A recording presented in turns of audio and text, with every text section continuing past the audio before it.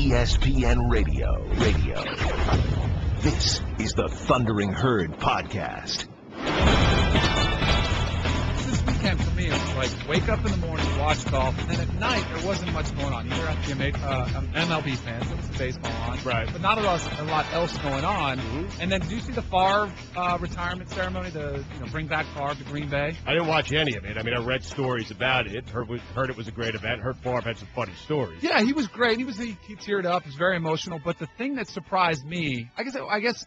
Considering where it was, I mean, being in Green Bay, but maybe the nuttiest fan base that they've got, 67,000 people, jam-packed Lambeau.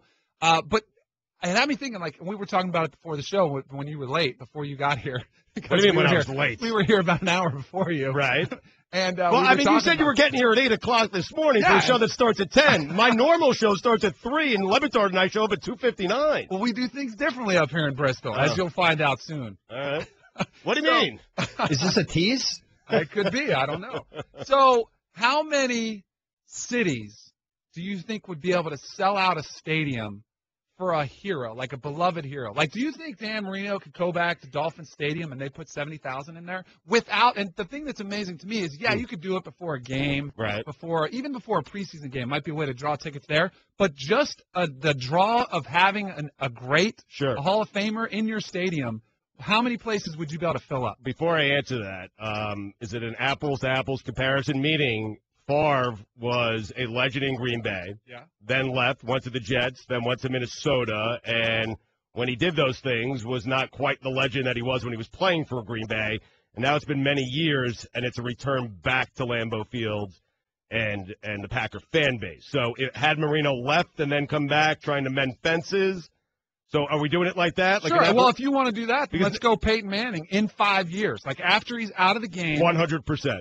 He would sell it out. That's another. I think it has to do with the city, too, because Indianapolis wouldn't be much going on. So I think they would without an event. Well, I'm not saying sell like the RCA Dome. I mean, you're talking about how many people? 90,000. I don't know if 90,000 show up to see Peyton Manning return. Lucas Oil now. Oh, the Lucas Oil. Yeah. Excuse me. And I don't think that seats that many. But I think they would. And I think when we say sell out, I think we have to say it that they're probably not charging tickets, so it's just a free event. It's probably a good family event to take your kids to. So they might. But let's say, they can't do if you're doing it. You're apples to apples. It doesn't have to be. It doesn't have to be apples to apples. Like Jeter, would Jeter sell out Yankee Stadium in 5 years on a deck? And you can't even do it because baseball's just Derek Jeter around. But Derek Jeter night.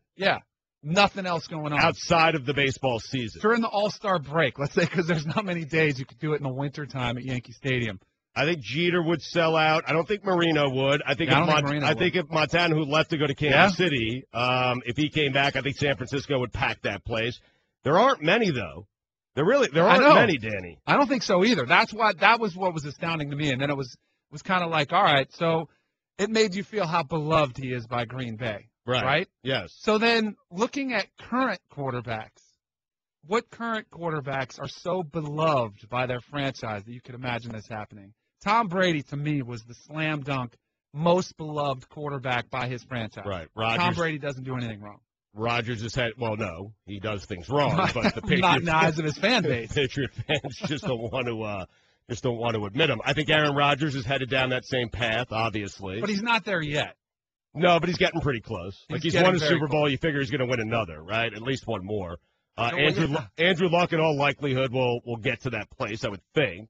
They love Peyton. Are they going to get past? He's got to bring more. He's got to do it longer. Well, here's an interesting one because, and I don't think he would sell it out, but Eli Manning's won 2 Super Bowls for the Giants, and if they had Eli Manning Day in the middle of July, 7 years from now, I think 10,000 people show up to that. Maybe that. And I think I go under. If you set the number at 10,000 people, I think I go under on Eli Manning Day. These guys said Russell Wilson is beloved by the Seahawks fan base. No. When you say beloved and then willing to go on an off day in the middle of the off season to go. Danny, don't take words out of our mouths. We said Colin said Russell Wilson is beloved. Okay, that was Colin Cowherd, not us. But you realize we said Drew Brees. Out of sight, out of mind. You're an extension of Colin. You realize that all you guys are. I don't know what you're talking about there.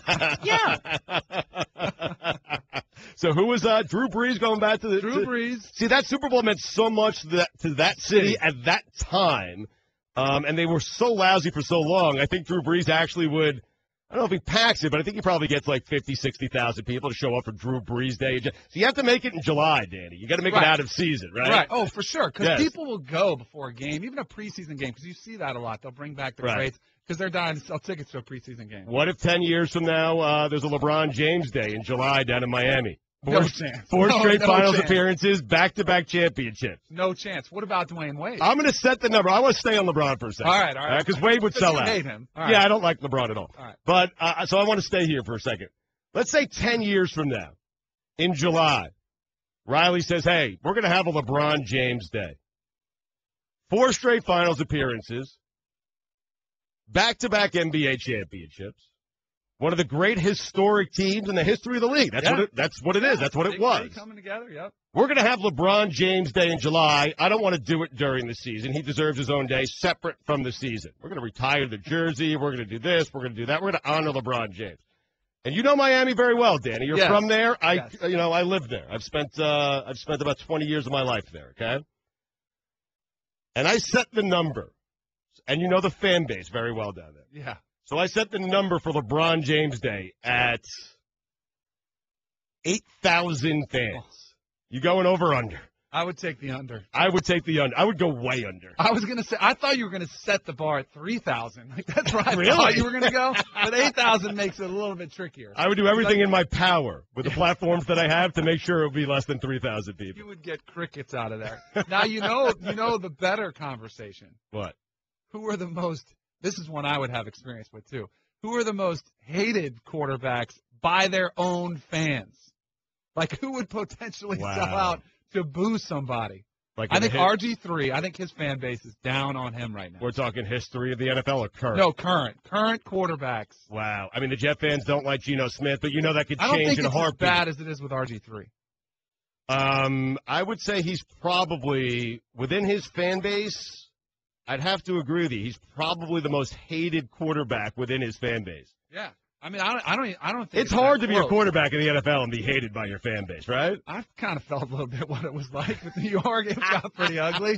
I got benched. It got kind of bad. Well, I like to think they at least liked me a little bit, though. Like, I think they would like to boo me. Right. But, like, inherently, I think they thought I was a pretty good guy. Like, it just happened that, hey, he stinks, so we can boo him. But I want more on I think RG3, there's a little bit more vitriol behind it for whatever reason. Well, I'd like more on what it felt like for you, like some of the stuff that I would like details if that's possible. Oh, we have to go to break. Want more of the Herd? The Thundering Herd Podcast. As bad as I've been on some of these live reads where I have to read ads and stuff, you've been I'm awful, actually getting a lot of positive assurance from people saying I'm still not as bad as you are. Really? On Dan's show, yeah. Really? I actually had a couple people tell me Why that. are you deflecting, man? like you made the mistakes today. I didn't. I offered to do the reads. I was happy to do the reads, but you thundered it and said, hey, I got the reads, Stu. I got the reads. I'm a team player. Yeah. So really what you're doing is to make yourself feel better about yourself. Totally. You're comparing yourself to me. I'm all about that. Yeah, absolutely. That's a fair thing. I think everyone. That's a lesson to everyone out there. If you want to feel better about yourself, just compare yourself to me. By the way, I me. also got some information wrong already today, too. What'd you get? Oh, so did I. Because we talked about the Brett Favre, the 67,000 people there, and I assumed it was for free. Like, hey, open up the gates and you'll get 67,000 people. Right. They actually charged. People bought tickets. They sold it out in an hour and a half. All right. So I think that changes the conversation. No, it absolutely changes the conversation. I wanted to get into Saban here. We'll do it next segment. He's going to join us live at studio here at 11:30, as all the SEC coaches are in Bristol today for the SEC Media Day. So we'll get into Saban at 11:15, okay? Yeah. But I want to get back to the conversation we were having earlier. And you're right. You put out some bad information there. So people had to pay, okay, in the middle of July to go see a tribute to Brett Favre. Now, by all accounts, it was a great weekend, great day. Favre loved it. And certainly he deserves all of this. He really does. I was not personally surprised that 65,000 people, and now that you throw in the fact that they paid for it, I'm still not surprised. Because of the city, because of what that team means to the city, because of what Brett Favre means to that city, I am personally not surprised that 65,000 people paid for a ticket to see this tribute to Brett Favre in the middle of July. I do think, and I think this is where you're headed, it's one of the few places in America where that would actually happen. Definitely. Where 65,000 would show up, pay for a ticket in July to basically just watch a guy receive a tribute. Yeah, you get a little bit of a speech. It's not like it was some motivational convention where they bring in all the speakers in there and he's going to give this feel-good. Right. You know, he told a few stories. He teared up a little bit. Right. Somebody said, tweeted at me, said Tim Duncan would do it when he returns to San Antonio. I think he'd be a beloved figure. I still think you'd have to bring back more than just Duncan. You might have to bring back their big three. Like Duncan, Ginobili. And Parker. I think you'd have to bring back the crew. And what, sell tickets middle of July, and you think they get 60,000 people for a Tim Duncan tribute? As long as it was inside and the AC was working, they didn't break it. All right, so you've gotten no information right on this because tickets were $4 each, but the proceeds went to the Far for Hope Foundation, so they weren't exactly busting the bank. So then you feel good about yourself. Well, and it's a write-off as well, right? Then it's a write-off, a $4 write-off. I would absolutely save that receipt and write that off, people. I got 3 kids, man. That's going to add up. Right. So now you're paying $4. It's going to charity. So where else would that happen? I mean, yeah, I think Peyton Manning would get that. I think Aaron Rodgers ultimately would get that. I don't think Eli Manning would, which is ridiculous, considering the fact that he's won 2 Super Bowls. Andrew Luck is headed down that path. I was also intrigued by your question, who's the most hated quarterback within their own fan base right now? Because you got to do a lot. See, we left off a big one. We did, yeah, we did. Because, listen, life is all about expectations. You go in thinking a movie's going to be great, chances are it's not going to meet your expectations. You go in thinking a movie's going to be lousy. That's why I don't like reading reviews on movies. I want to go in with a fresh mind, a clear head. I don't talk to anyone about it, okay? Yeah. Because if you think it's going to be great, chances are it's not going to meet that, okay? And an interesting one, so Robert Griffin III, which you brought up, and I think he probably is the most hated quarterback within his own fan base. He set the expectation of the bar so high his rookie season. I didn't do anything wrong by doing that. He was great, and I thought he was going to revolutionize the position. He hasn't done that. He's been lousy since. But he set his own expectations so high that now he's fallen flat, and Redskin fans, understandably, are disappointed and mad at RG3. But we did leave out someone. There's a close couple off. Well, I think there's a close second place here. I think it's RG3 or the other guy you're gonna tell us about. Jay Cutler. I had a lot of Chicago Bears fans saying, "Don't leave our guy off the list." Yes.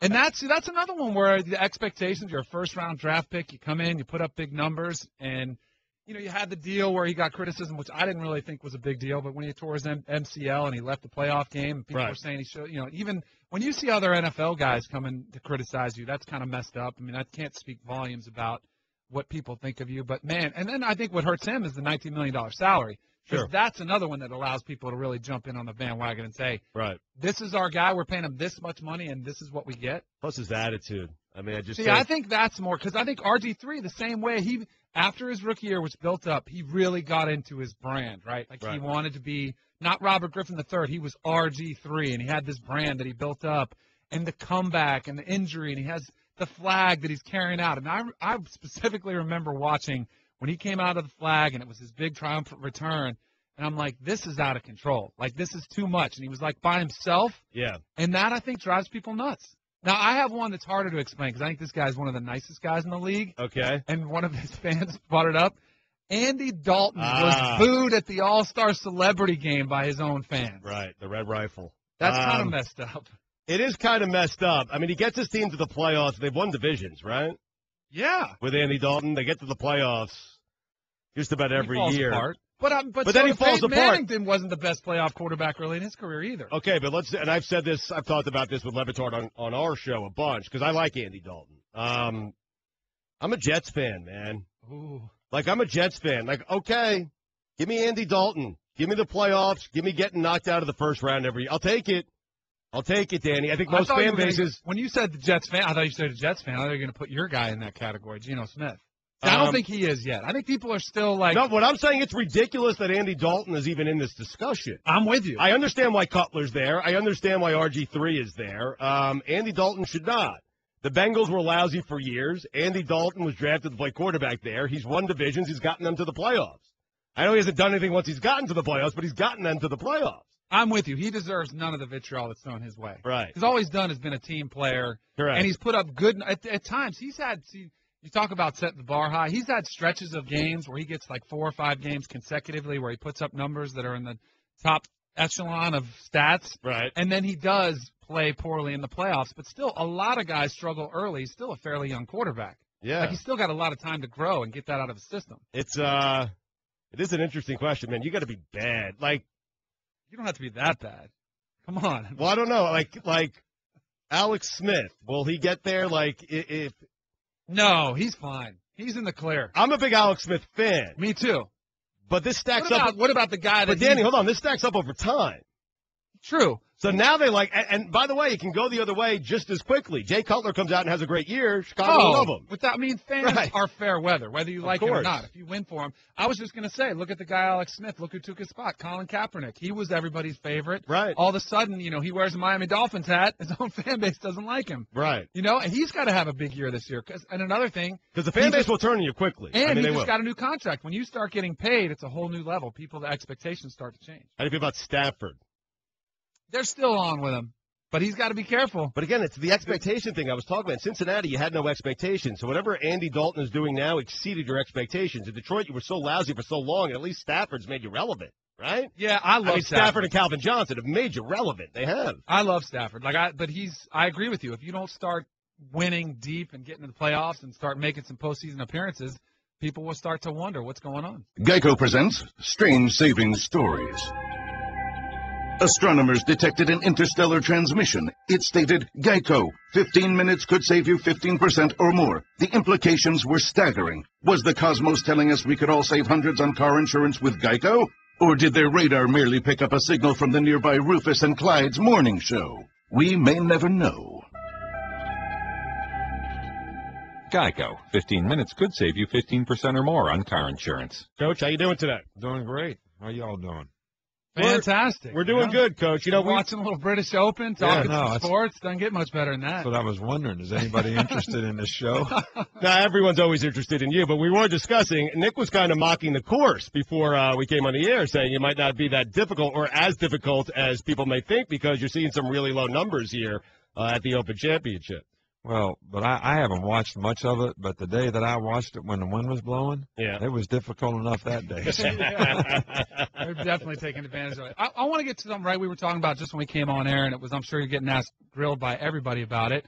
When you were at SEC Media Days, talking about the draft process and how guys get distracted. And, you can explain it best yourself because you said a lot of it was taken out of context and probably wasn't even worthy of discussion the way it was being talked about. Well, I was asked by someone from the NFL Network, so it was strictly an NFL question. And, having been in the NFL for 8 years, I kind of understand how it works on the other end. But I think that every now and then, they change their calendar of events for what they do, and we change our calendar of events for what we do in college. And sometimes they don't gee-haw exactly right in terms of timing. So I was just making a point that, we used to get finished playing college football on January 1st. Now we go all the way to the 12th for the championship game, and then a guy's got to declare by the 15th. But and it is a distraction for some players who find out their draft grade, good or bad, prior to their college career ending, just to wait until they get finished playing. If they get finished playing in December, they can declare whenever they want.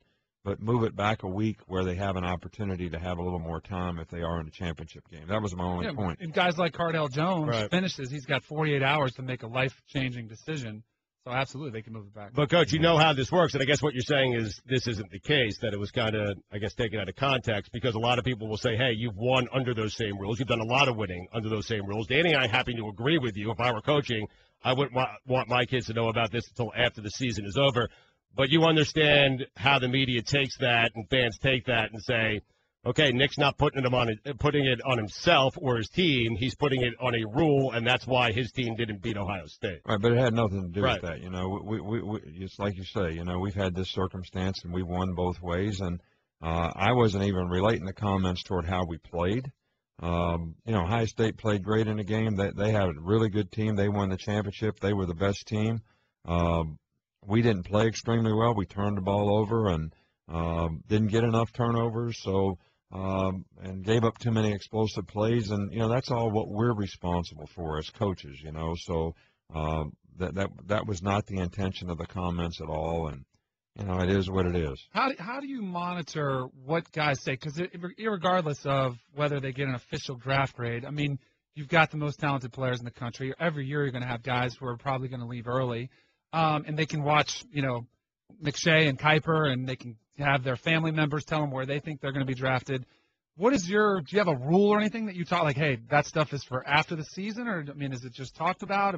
What is your approach with? Well, first of all, philosophically, I try to tell players, if you're a first-round draft pick, you should really go out for the draft.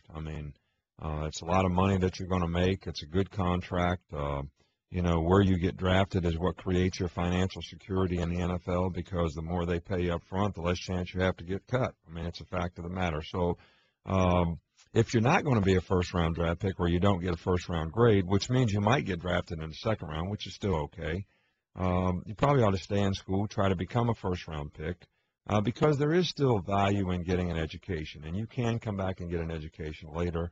But I do think football is a developmental game, and players have a chance to improve most of the time at most positions, and our players have done that for the most part, and it's worked out well for them. Nick Saban in studio with us. When you say anything, Nick, and I guess what you're saying is what you said was kind of taken out of context, but when you specifically say something, it's going to be news. Not only news with the media, but news with former players of yours. Plaxico Burress had some tweets about you after you made those comments, and we discussed those right before you came in here. Were you hurt by those comments that Plaxico made? And just to be clear for the audience, Plaxico is claiming that you told the team when he was at Michigan State that you were going to be at Michigan State long term, and the very next day you went to LSU. Did those comments hurt you? Well, I don't recall, but I've never ever knowingly or willingly not told the truth to any player.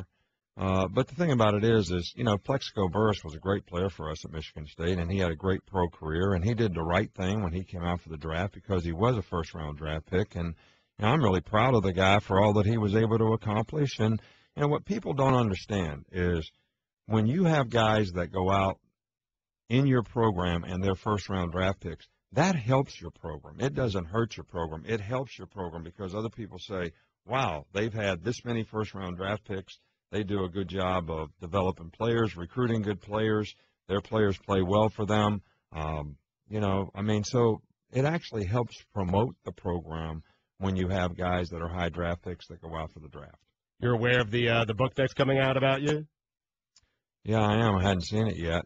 Have you heard the stories about your wife being behind you leaving the NFL, going to Alabama more so than you were? I asked that for a reason, Nick. I ask it for a reason because I'm from Miami, and the fan base feels like you lied to them. Okay, I'm not going to be the next Alabama head coach, and then you were the next Alabama head coach. But if these stories are true, where your wife was the driving force behind all of this, and you were talking with Wayne Huizenga about an extension, technically you wouldn't be lying. Is that fair?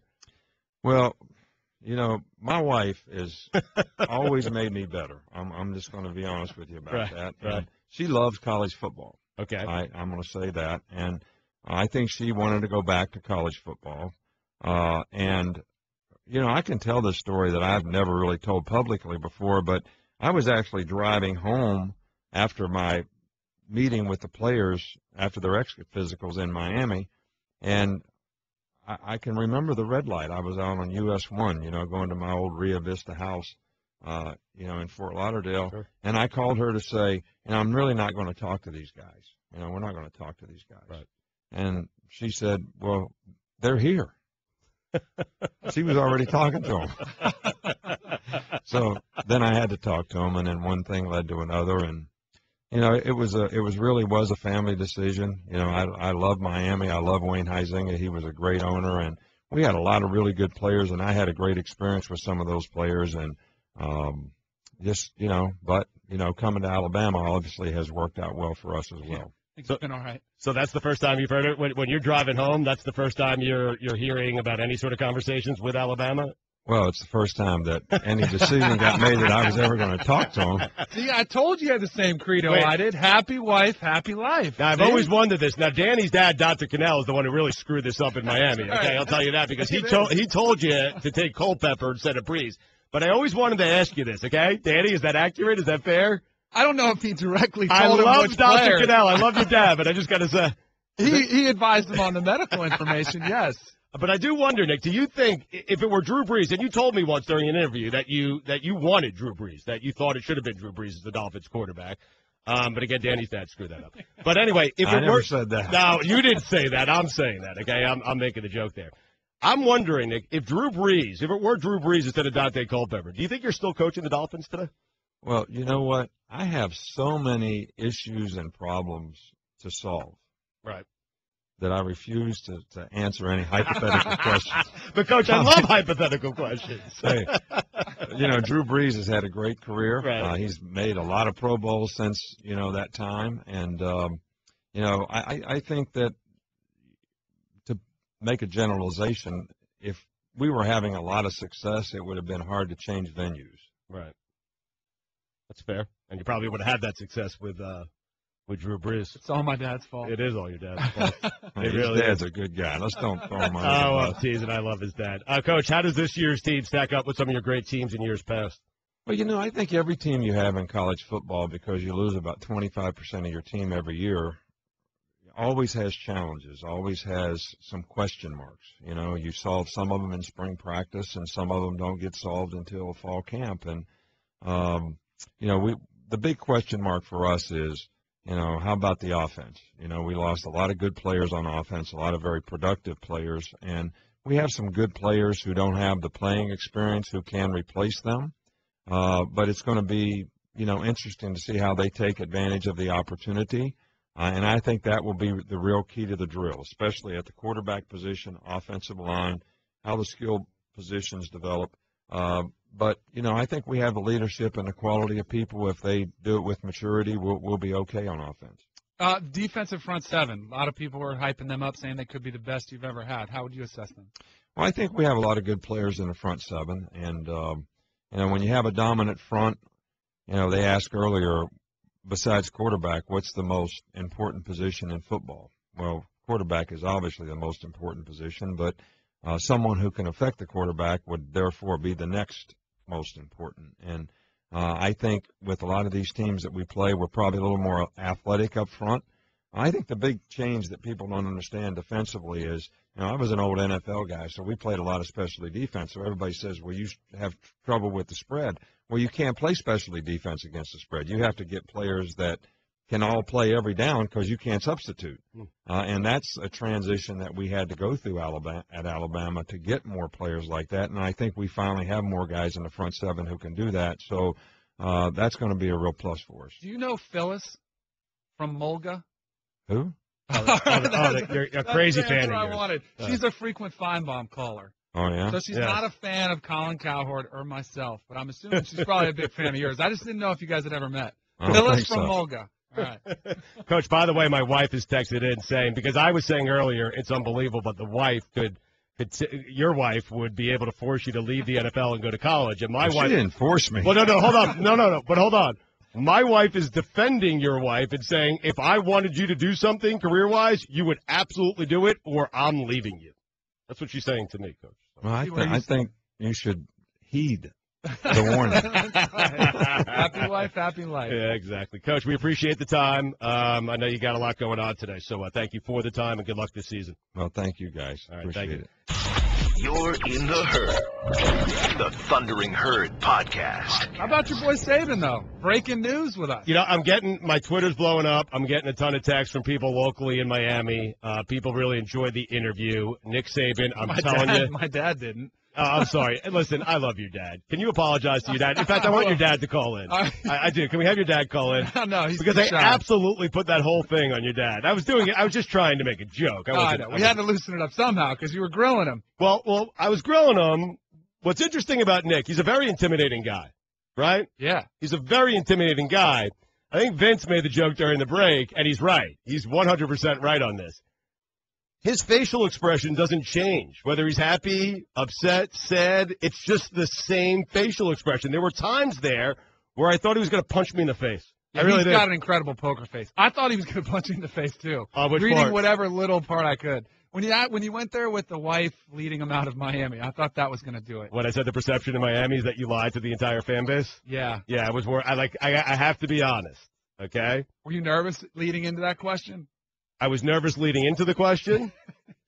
I was nervous after I'm still nervous because he's right down the hallway. Like, he's in another room. He's right down the hallway, and I'm not sure that he's really processed everything that just happened here, but I feel like potentially during the next commercial break, he's going to process all of it and come back here, and he's going to fight me. Who would you take? Well, who would you take? I'd take Saban. Over me? Yeah, you think you could take him? I think you'd take Saban. I don't know. I would take Saban any day. Why are you? I've seen him. Like, I've been there. In the break, you just said he could stare you to death, and now you think you can take him? Yeah, well, that's me, though, okay? So that's me, okay? I'm all over the place. But, yes, I feel like Saban's one of the few guys in sports that can actually stare people to death. I do. But in a physical fight, not a stare down, in a physical fight, I mean, how old is Nick Saban at this point? He's getting up there, but I would still take him. I think he works out every day. And you're suggesting that I don't? Well, I don't know. Because if you're making that suggestion, you're right, Danny. Right, that was an assumption I felt. All right, Nick Saban, what you're saying here is I can't beat up a 63-year-old man. Pretty much. But he's an impressive 63-year-old man, so there's that. Who else in sports could stare you down to death? Like John Gruden in his heyday could absolutely stare you to death, right? Yeah, Tyson would. Yeah, Tyson could stare you to death. Tiger Woods used to be able to do it with the opposing golfers. Not anymore, though. He's lost the stare down ability. Now they laugh at him. Yeah. They really do. I think it was Tariq. I think it was Tarico saying that he never thought he would hear this, but he was walking around kind of the village there around St. Andrews, and people were mocking Tiger's game. Fans were mocking. Yeah. I think he hears those whispers, and that's why he's the basket case right now, because it used to be that's the greatest guy ever, and now he hears people laughing at him. Yeah, so listen, regardless of whether or not Nick wanted to fight me or not, it's fun to spend time with Nick Saban. Very polarizing guy. And now, for Geico's edition of Stuff Found in Your Car, we go inside your side door pocket. Hello, yes, the crumpled receipt with gum in it. From your anniversary dinner, you sprang for expensive wine, your server was Beth. That dinner was a couple $100. Money you could get back if you switched to Geico and saved hundreds of dollars on your car insurance. I bet you'd save that receipt. Frame it even. But really, where did I go wrong? Was it the corkage fee? Geico. 15 minutes could save you 15% or more on car insurance. Visit geico.com today. Listen, you shouldn't talk today, okay, my friend? I know. I mean, I know I've taken blasted on Twitter. I know I've taken. I should probably be nicer to you because you're a friend and I love you to death. I really do. Danny and I have known each other for a long time, so and I've taken out your entire. Yet I've never gotten an invite for the Sports Bang. I'm kind of upset about the that. Local show. Well, you're big time now. You're up here in Bristol, and I'm still doing some local stuff down in Miami. I've taken out your father today. Right? Pretty much, yep. I'd like to apologize publicly to Dr. Kanell. Thank you. Who's one of the great doctors we have in this country, by the way, okay? Right. But he was wrong on Dante Culpepper. Okay, right. He was wrong on Dante Culpepper.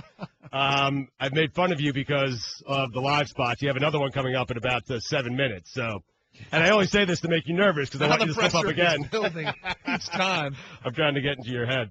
It's already done. All right. So we got Woody coming up in about 10 minutes. Davey and Woody. Perfect. Danny, here's the. I've been kind of teasing off air a massage story. That happened to me over the weekend. Where this is going to be either really interesting or what? Well, it's kind of funny, okay? This could go a lot of different ways. Hopefully where it goes is to this Ashley Madison story, okay? I don't know how we're going to connect it and segue into it, but hopefully that's where we get to in this segment, okay? So anyway, I took a week vacation. I'm at a really nice resort in Lake George. Yep. Up in upstate New York by Albany, Saratoga area. And beautiful, just a beautiful spot. We go up there every year. Our kids go to sleepaway camp right up by Lake George. So we were up there for the 4 or 5 days before visiting day weekend and then had visiting day weekend this past weekend. So, I'm relaxed. I just played golf. I'm playing golf up in the mountains, had a good round. I come back. I want to get a massage, okay? I booked it the day before. And I'm as relaxed as a person could be. I'm as relaxed can be, okay? Right. I'm feeling good. Had a couple of cocktails. I'm good. Setting the scene for me. This should have been the scene when I got into the massage room. It was not. This should have been the music that was playing. More holistic. I don't know. Wind chimes. So so you know how it works at these. Why do I know? Because you talked about your country club and okay, your way of living earlier. Listen, Kanell, we're on. Fair we enough, know you, okay? Former NFL quarterback. We know all about you, Kanell. So I'm excited for the massage. It's a 4:30 massage. I'm walking in. And they tell you get there 15 minutes early. And once you're in there, at least where I was, the phone wasn't working anymore. So I had reception, a little bit of reception right outside. You have bad service. I'm hearing a lot Oh, about it's terrible. Your phone not Well, working. Amanda Gifford, our boss, I mean, she's been trying to communicate with me all week about doing these shows, and I have to go to a certain part of the hotel. There's like a 5-foot radius where I got reception, okay? Right. And I would have to go there to make all my calls and respond to emails and stuff. So I'm walking into the massage, and my phone rings. I don't answer it because I'm about to walk into the spa. About to walk into the spa. But my phone transcribes voicemails. Yeah. Okay, so I can read it, like transcribes it into a text, and I can read it. And what I got was, as I'm checking in, and I couldn't cancel it because it's too late, and I wasn't not going to do it because it's expensive, okay? The transcribed voicemail that I got was, the IRS is suing you. Call this number back immediately. I know exactly where you're going with this. Okay? You didn't call back, did you? Well, no, I didn't call back, but I spent the entire hour freaking out. About it. Stressing out. There was no steam room. There was no jacuzzi. There was no enjoyment of the massage. It was only me thinking about, what did I do? Did I forget to pay my taxes? Why is the IRS suing me? Because I maintain one of the messages that you would least want before a massage is the IRS is suing you. Call this number back immediately. Is that fair? Yes. Like, it ruined the entire massage experience. And so the masseuse goes, wow, you're really tense. Relax. You're on vacation. I responded, the IRS is suing me. And like, there's a complete stranger, okay? But then I go back and I Google the number. It's a 206 number, okay? So it's coming from Washington. Right. I Google the number, and then there's an explanation about how that particular number, it's a scam. Yeah. Well, I didn't know that at the time. So I spent the entire hour trying to relax. I couldn't relax because I thought the IRS was suing me. You're not. And who wants the IRS on their back? I hear you. Right? The same exact scam tried to get me. Did they really? I swear. It happened about 2 months ago. Freaked out exactly the same way you did. Thankfully, I wasn't at a spa. 206 like number? A normal, yeah, 206 yes. number. Right. I actually made the mistake of calling back. Right. But they didn't answer, thankfully, and it was like some voicemail that was weird, so I didn't do it. But then I called my accountant. I'm like, hey, I just got this weird message. He's like, yeah, don't worry about it. It's a scam. Well, yeah, I Googled it. I freaked out, though. I actually called back, and it was busy. Call back, busy. Call back, busy. Call back, busy. Because I'm neurotic. Like, I'm paranoid to begin with. Why were you nervous, though? Because I was like, have you... I was just, it's not the call you want to get before you're going in for a 60-minute relaxing Swedish massage, is it? You've been writing off too many things? Well, I mean, taking advantage of I do have an LLC, so. Okay. I got it. So that's why you were nervous. So how do we segue into this Ashley Madison story? I have no idea. Just delve right into it. But if you were an Ashley Madison subscriber, you would be really nervous right now. Yes, you would. 37 million of their members, their information has been hacked. Right. By hackers. I guess that's the people who do it. Yes. I don't know if it was anonymous or whoever. But they got hacked, and supposedly they have access to not only their information, but they've got nude pics. Wow. They've got all this intel. And for those who aren't familiar with it, I am not myself. I had to do the research, of course. Ashley Madison is a site. It's kind of a sad state where we are in our country, that you go on specifically if you want to cheat on your spouse. Yes. Like it's like a Tinder hookup date for right. married people, mm-hmm. which is crazy. I mean, is there a site in America that would have more people concerned than Ashley Madison in terms of being exposed? Like, there are 37 million people throughout the country, throughout the world today who are freaking out. And I imagine some of them are so freaked out that they're just admitting it to their spouses right now. 37 like, they're coming clean. You would have to come clean. I would come clean at this point. And by the way, you feel bad for these people? Because I don't. I don't feel bad at all. I was going to say, are there 37 million people you're hoping get busted? Well, no, but I'm wondering, right. That's right. But do you feel bad for any of these people? Like, if they get exposed, you feel bad for them? No. Because if you're going on Ashley Madison, you're putting your personal information on there, and you're trusting a website saying, hey, this will never get released, we'll never get hacked. The U.S. government's been hacked. Yeah. I mean, if they can hack the government, they can hack Ashley Madison. Now you sound like my mom, though. She's ultra paranoid about everything. So you won't buy stuff with credit cards? Oh, no, I never send that stuff over. You don't? So you won't buy anything online, basically? I'll call and do it. Or use like, that's different. Like, they can't tap your phone. I don't know. Just something that feels, I don't know. But 37 million people, like there's not a website in America I maintain that would have this many people as concerned as they are today, because people are concerned. Oh, yeah, they're freaking out. Like they're using aliases, I'm certain. They're using, Raw Mexico and stuff like that. But eventually, wait a second. Vince just threw me a stat, and this is really messed up and really a sad state of affairs for our country. He just said there are 318 million people in the U.S. That's our population. Right. Which means that 38 million. That means there are over 10%. Yes, 10% of the country is a profile there. Subscribe to Ashley Madison. I got to be honest, I thought it'd be higher. No. Yeah. That is sad. That is really a sad statement. Thought it'd be higher than that. Like 25%. Oh. You on there, Kanell? Come clean right now. What are you doing? Definitely not. I'm not even going to say I don't recall. I've ruined the relationship with your dad, and now I'm trying to ruin the relationship with your You're wife. already trying to sabotage my marriage now, too. I'm sorry, What's coming buddy. up next? Colin Cowherd. The Thundering Herd Podcast. We were listening. We had the break on, so you hear some highlights of stuff we've done, earlier in the week, and I was on with Adnan Verk. Right. On another show, and they were playing it back, and it was on very loud in our studio, and I just kind of casually said, man, I hate the sound of my own voice. And I'm sure you would find several people that would agree with me on Twitter. Yeah. But do you like the sound of your own voice? Like, how many people do you think were like, man, I feel good. I sound really good when I talk. As you clear up your voice, as I clear up sound my throat. better. Colin? Yeah, I think he does. I think Colin loves the sound of his own voice. I don't. You don't? And knowing I have a good radio voice, because people tell me all the time I have a good radio voice, it sounds different to you than it sounds to everyone else. It just does. Yeah. Like your voice never sounds to you what it sounds like to everyone else. Sure. So what are you fishing for here? People in sports, people in media who like the sound of their own voice? Yeah. Because Colin is way up on the list for me. Yeah, it's ridiculous. Yeah. You guys work with Colin every day. Does he love the sound of his own voice? Oh, God, yeah. You have to.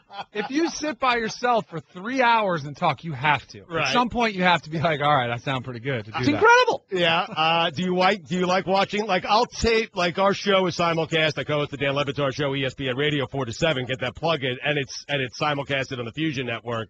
That started a few months ago. Like, I'll tape all those shows and watch it back. Do you enjoy watching yourself on TV at all? No, not at all. The only reason I'll do it is to try to get better, like Right. to scrutinize myself. And, Okay. And then I'll get my wife, and she'll just throw me down. Well, guys, here's what happened. During the break, there was a promo running, and Danny heard his own voice. And he was like, oh, I hate the sound of my own voice. When Colin's in there and a promo of his runs, he's like laughing and like thinks it's hysterical. He loves listening back to himself. Or, God forbid, you guys are trying to talk to him, communicate with him he about doesn't what's listen coming to up us in the next in the breaks. show. Oh, no. I got somebody. Guys are playing my voice back. Keep it down. Every time I talk to Colin, he's having a bowl of soup. Like, every time. I've been up here. I've spent some time with Colin. But every time I see him walking the hallways here, he's doing so with a cup of soup. And the conversations he has with me, at least, and I think others, because I've talked to other people about this, it's like he'll give you a 7-minute sports take. You don't get a word in, okay? A 7-minute sports take. And then what he does is he teases the next conversation he's going to have with you. Coming up in our next conversation 3 months from now, we're going to talk about this, and then he just bolts. He walks away. Think about it, though. He's been doing it for so long; it's just second nature to him. He's excellent at it. He's excellent. Listen, you know who I think likes the sound of their own voice? Who? James Earl Jones. Well, wouldn't you like the sound of that I voice? absolutely would. That's what I was going with. I think it's a great voice. So you think if I could choose anybody's, I might take his. So you how many times do you think James Earl Jones has listened back to that speech he gave in Field of Dreams about baseball? Baseball. All the time. Baseball. Well, guys, don't people that do songs, don't they listen to their own songs and love them? I don't know. It's different, though. Singing, yeah. Like, I think singers have to like the sound of their own voice. And sometimes they may not, but they try to correct it to where they get it to where they like it. Because wasn't Notorious B.I.G. killed while listening to his own song? I believe he was. Oh, I would be. Right? So I think they all just play their own songs over and over. They must love the sound of their own voices. Right. I have one song, and I'll listen to it over and over. You work with Rosillo. He loved the sound of his own voice? I'm guessing Ryan doesn't. He has a good voice. He does have a good voice. He doesn't like anything or anyone, but I don't know where. Like Le Batard hates it. Like we tried, we wanted to as a people wanted to hear our first show together. And this is back 11, 12 years ago, and we were local. So and I drove the show at the time. Dan didn't drive the show. It was called the Dan Le Batard Show with Stugotz, and I was the one who was driving the show. And we realized pretty quickly that wasn't the way to do it. But we tried to play the first show back. For our audience, because there was such demand for it. And Dan, and I'm serious. He wouldn't let him. No, we tried it, and Dan couldn't get through he couldn't listen to it because it was bad. Like, it was really bad. I was interviewing Dan, essentially, is what I was doing. We had no chemistry. We didn't know each other. So I interviewed Dan. So I interviewed him. And that was the show at the beginning. I want to find But Dan couldn't listen back to it. And I know Dan cannot, like, he doesn't watch himself on TV. He doesn't like to, and doesn't like the sound of his own voice. But, yeah, Colin, I think, is tops on I'm guessing Jim Rome's right up there. Like, Jim Rome loves the sound of his own voice. Loves him some Jim Rome, right? He would. Yeah. You know what I notice? My voice changes when I talk about certain things. Like, if I'm talking with more confidence, I have a deeper voice. Like, so if we're talking about college football, I'll bring it in a lot of bass. You know, I'll get down there. Right. But if we start talking NHL, I'm like, hey, what about those playoffs? You're not as confident. Definitely not as confident talking NHL. We'll definitely go into a higher pitch. Right. We'll start going there. How about those? But bring it back to Alabama. Yeah. You know, talk like that. By the way, Leishman 2 up now. Leishman. How many times do we have to go over that? I call him Leishman. You call him Leishman. Donald Trump tomato. definitely likes the sound of his own voice. I'm really rich. That's a good one. He definitely likes the sound of his own voice. I want Trump. What about Howard Stern? One of the greatest voices of all time. You think he likes the sound of his own voice? No, I don't, because I think he's pretty insecure. I do. I think he's pretty insecure about the sound of his own voice. In fact, he talks about his insecurities all the time on the air. Yeah. Like, so I don't think he likes to. Listen, I'm not showing any politics here. I don't discuss politics. I never do. But Dan and I discussed this before we went on vacation, and I'm in complete agreement with Le Batard. Don't you want Trump to stay around? Oh, for sure. Just for the fun factor, right? Even if you don't agree with his statements politically. Right. You have to be entertained, and finally we get somebody who's like, I love trash talkers, like in sports. Look at how much we like watching, listening to guys talk smack. He basically is talking smack on the biggest stage there is. And he's forcing the other candidates to answer questions they wouldn't normally have to answer. Like, he is going to own the debates, right? Yeah, he's an exceptional follow on Twitter, too. But he's calling out people left and right. I want to see him in a back and forth with people, too, on debates. But how far will you carry this out? Like, how far are you willing to go? Do you want him to be the Republican nominee? Just for the fun factor. I'm only saying for the fun factor. Like Trump, Clinton? Come on, man. You didn't go at it with Hillary? Oh, my goodness. We have people that are stupid. He loves the sound of his own voice. Check out The Herd with Colin Cowherd weekdays from 10 a.m. to 1 p.m. Eastern on ESPN Radio, ESPNradio.com, and on ESPNU. The Thundering Herd Podcast.